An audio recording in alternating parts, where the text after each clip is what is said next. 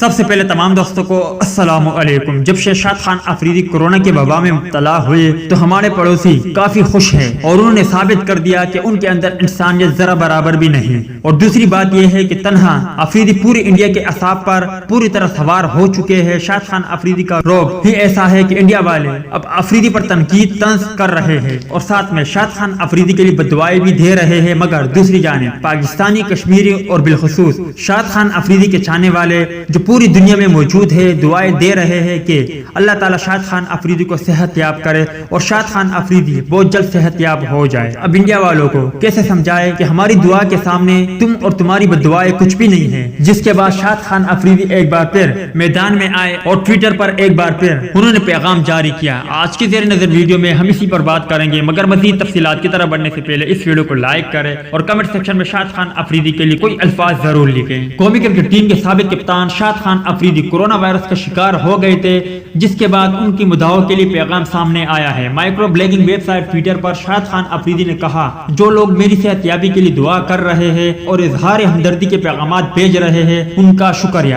شہزاد خان افریدی نے اپنے مداحوں سے کہا کہ مہربانی فرما کر گھر میں رہے اور ان لوگوں پر نظر رکھے جنہیں اس آزمائش کے وقت میں مدد کی ضرورت ہے۔ واضح رہے کہ کورونا کا شکار ہونے سے پہلے شہزاد خان افریدی فاؤنڈیشن کے تحت اپنے ملک کے مختلف علاقوں میں امدادی کام میں مصروف تھے۔ اسی وجہ سے شہزاد خان افریدی نے کہا کہ اللہ تعالیٰ نے چاہا تو میں ضرور ٹھیک ہو کر ایک بار پھر آپ لوگوں کے دلوں پر راج کروں گا اور جہاں تک ہو سکے انسانیت کی خدمت کروں گا۔ اور جو پاکستان کے خلاف سازشیں کر رہے ہیں یا پاکستان کے خلاف بکواس کر رہے ہیں، میں اس کے لیے ہر وقت تیار رہوں گا اور ہمیشہ سے پاکستان اور کشمیریوں کے دفاع میں کھڑا رہوں گا۔ آپ بس میرے لیے دعا کریں۔ دوستو، یہ تھی شہزاد خان افریدی کے حوالے سے کچھ اپڈیٹ۔ امید کرتا ہوں آپ کو پسند آئی ہوگی۔ اس اپڈیٹ کے متعلق اپنی رائے کا اظہار کمنٹ باکس میں ضرور دیں۔